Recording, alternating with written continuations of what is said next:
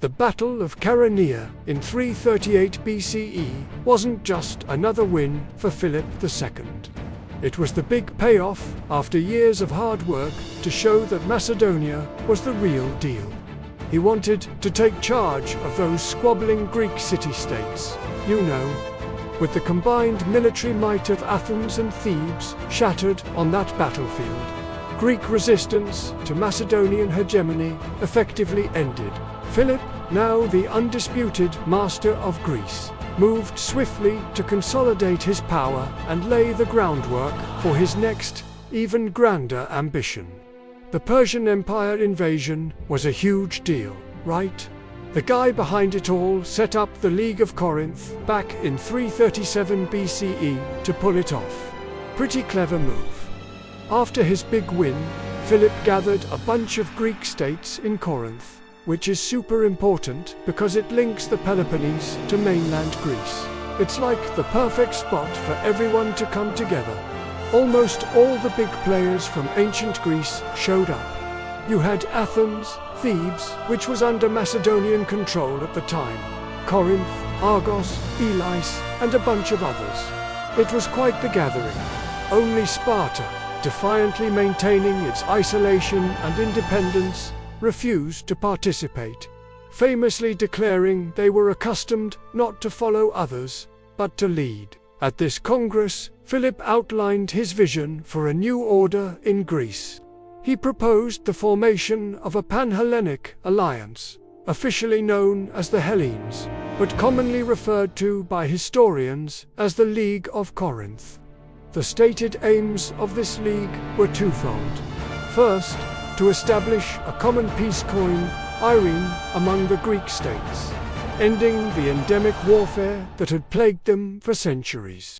And second, to organize a united Greek expeditionary force to wage a war of revenge against the Persian Empire for the sacrileges committed during the Persian Wars of the early 5th century BCE, particularly the burning of Athenian temples. The terms of the league were carefully crafted.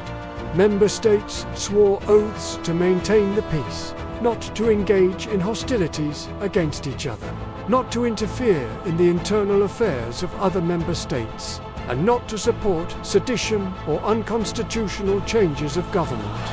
A council, the Synedrion, composed of representatives from the member states with voting power proportionate to their military contribution, was established to arbitrate disputes and make common policy. This gave the appearance of a cooperative alliance of equals. However, the reality was that Philip was the ultimate authority. He was appointed hegemon, leader of the league, and strategos autocrator, commander-in-chief with full powers of its military forces for the war against Persia.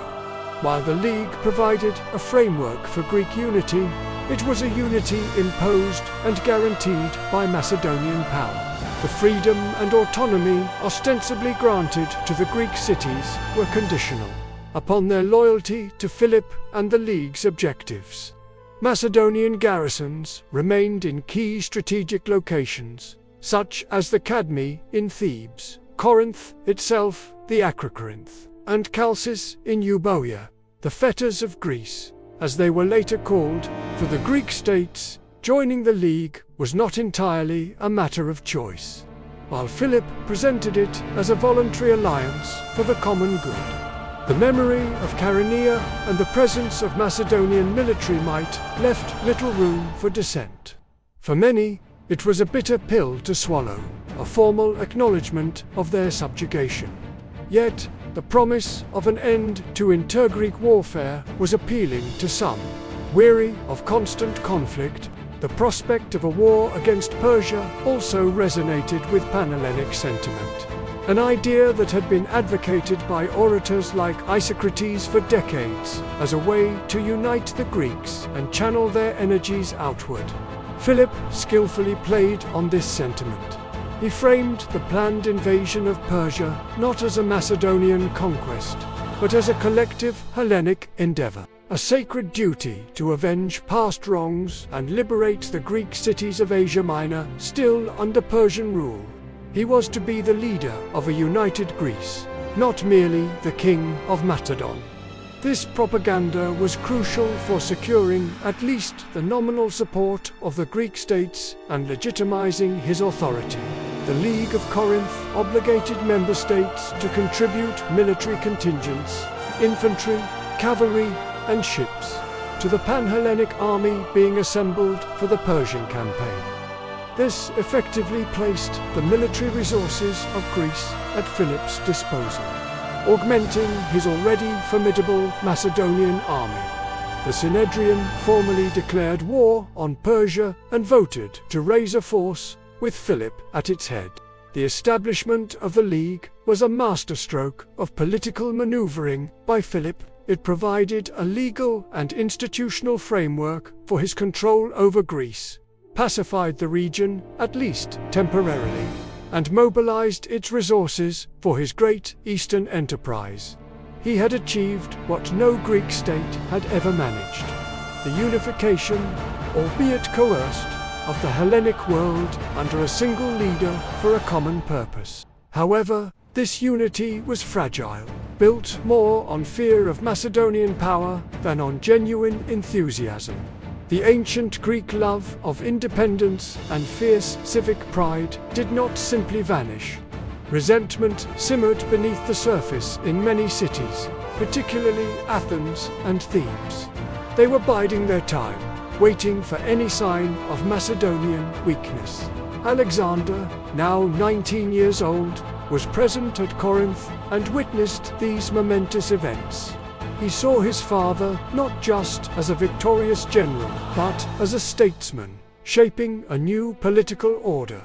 The League of Corinth, and the planned invasion of Persia it was designed to facilitate, would become Alexander's inheritance. It provided him with the legitimizing framework and the combined Greco-Macedonian army that he would lead into Asia. In 336 BCE, the year after the League's formation, Philip dispatched an advance force of 10,000 men under his trusted generals, Parmenion and Attilos, to Asia Minor to secure a bridgehead and begin the liberation of the Greek cities there. The great campaign was finally underway. Philip himself was preparing to follow with the main army. He stood at the pinnacle of his power, the hegemon of Greece, poised to launch an invasion that could change the course of history.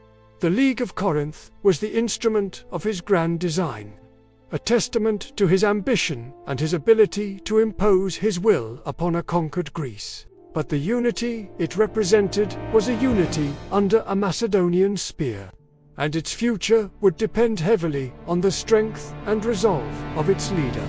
If you enjoyed this, hit that like button, subscribe, and drop a comment.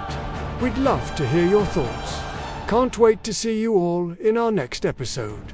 Until then, remember to take care of the awesome people in your life and the beautiful world around you. Make it a fantastic day.